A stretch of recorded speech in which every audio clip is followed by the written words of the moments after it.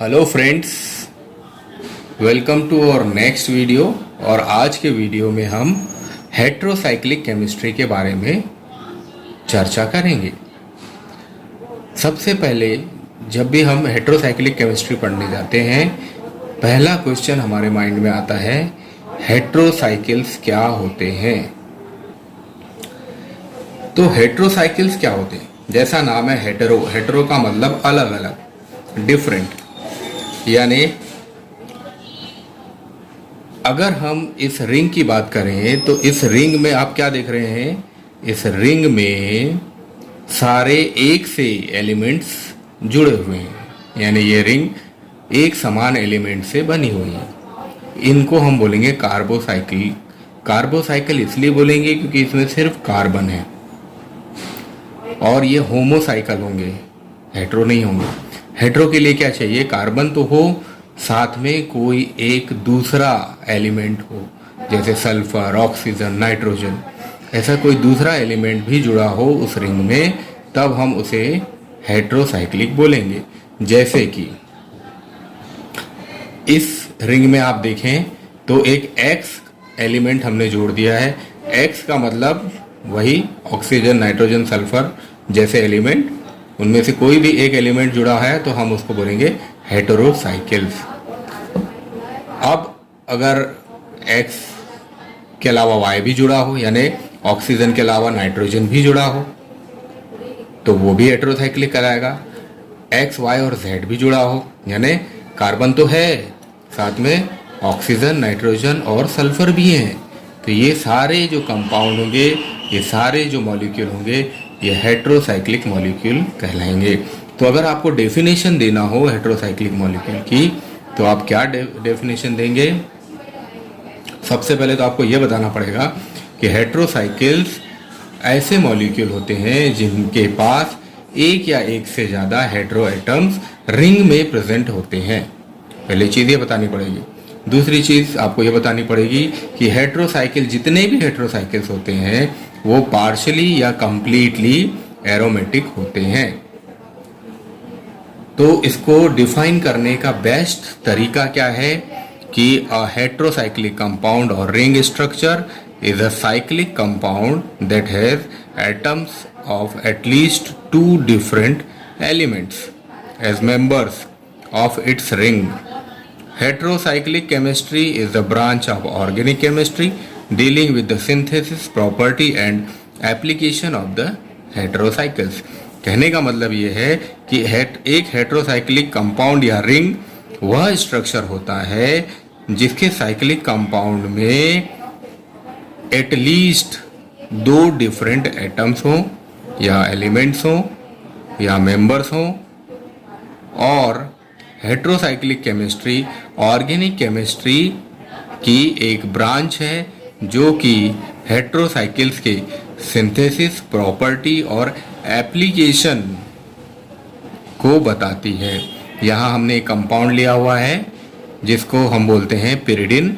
ये इस पिरिडिन में आप देखिए एक नाइट्रोजन, अगर यहाँ नाइट्रोजन नहीं होता तो ये बेंजीन कहलाता, अगर सारे कार्बन होते यहाँ, पर क्योंकि यहाँ एक नाइट्रोजन लग गया है और बाकी सारी पोजीशन में कार्बन है, तो ये हेटेरो एटम बन गया और इसको हम बोलेंगे हेट्रोसाइक्लिक कंपाउंड। तो ये एक एग्जाम्पल है पायरिडिन का।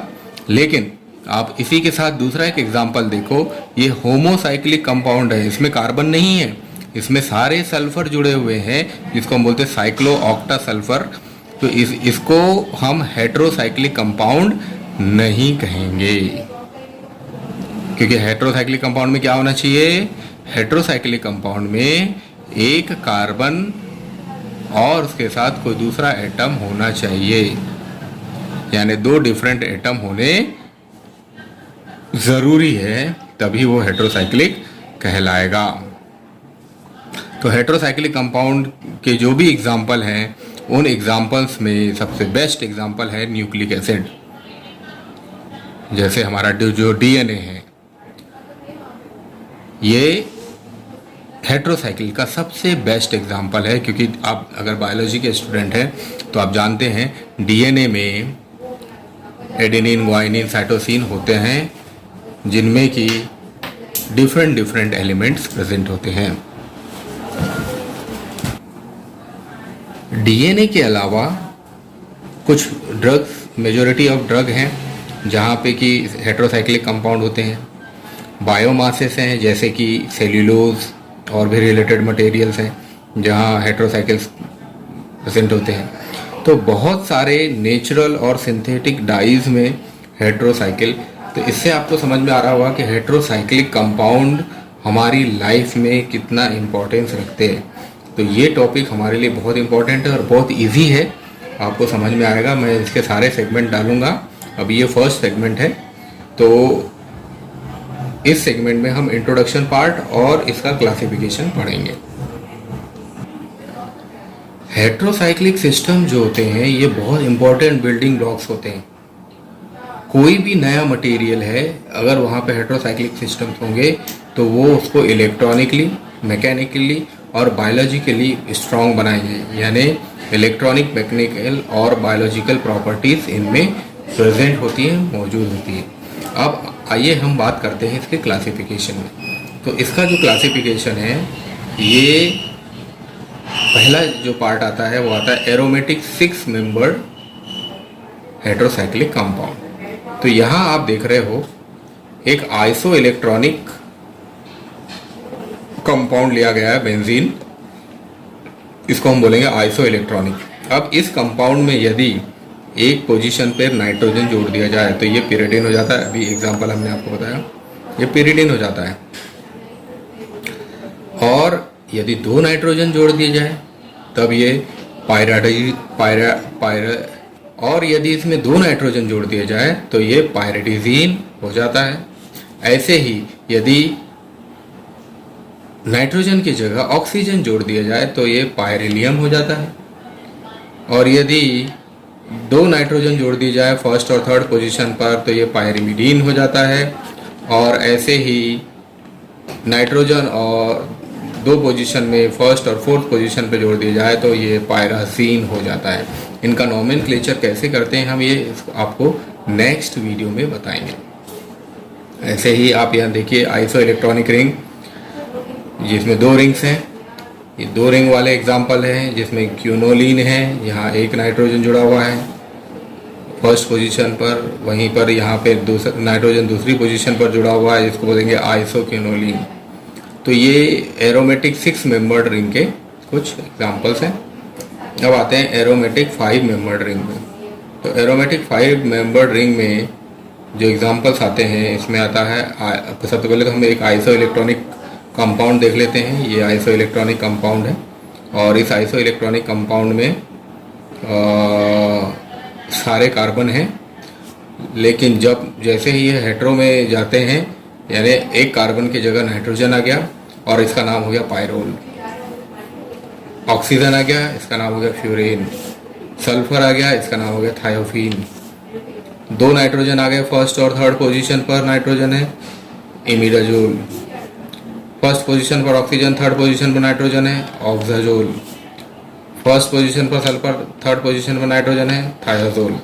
तो इस तरह से पोजीशन नाइट्रोजन की थर्ड ही है, लेकिन यहाँ पोजीशन जो फर्स्ट पोजीशन है वो चेंज होते जा रही है, जिस वजह से इनका नाम भी चेंज होता जा रहा है। ऐसे ही पायराजोल, जहाँ की फर्स्ट और सेकंड पोजीशन पर नाइट्रोजन है। आइसा ऑक्साजोल, जहाँ पे कि ऑक्सीजन है और सेकंड पोजीशन में नाइट्रोजन है। और आइसोथायोजोल, जहाँ पे कि सल्फर है और सेकंड पोजीशन पर नाइट्रोजन है। तो इस तरह से हम बता सकते हैं कि जो एरोमेटिक 5 मेंबर्ड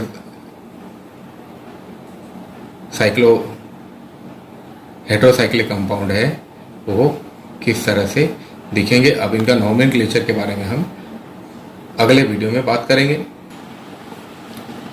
इसके अलावा 3 मेंबर्ड रिंग होती हैं। 3 मेंबर्ड रिंग में एजिरिडीन, जहाँ नाइट्रोजन होगा, ऑक्सीरेन, जहाँ ऑक्सीजन होगा, थायरेन्स, जहाँ सल्फर होगा। कभी कहीं कहीं पर डबल बॉन्ड भी होते हैं, जैसे एजिरीन में, ऑक्सीरीन में, थायरीन्स में। इनके नाम कैसे पढ़े ये हम नॉमेनक्लेचर में आपको बताएंगे, मैं बार बार बोल रहा हूँ। 4 मेंबर्ड रिंग्स, ये सारा क्लासिफिकेशन हम पढ़ रहे हैं। 3 मेंबर्ड, 4 मेंबर, 5 मेंबर्स अभी हमने पढ़ा, फिर 6 मेंबर पढ़ा।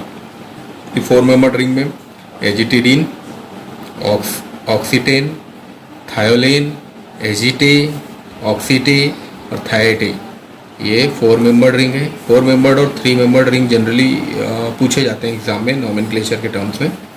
7 मेंबर्ड रिंग में एजीपेन, 8 मेंबर्ड रिंग में ऑक्सीकेन, 9 मेंबर्ड रिंग में ऑक्सोनेन, और इसके अलावा फ्यूज्ड या कंडेंस्ड रिंग होती हैं जो कि 2 डिफरेंट रिंग्स को मिला के बनती हैं, जैसे कि बेंजो फ्यूज्ड अनसैचुरेटेड नाइट्रोजन हेट्रोसाइकिल्स।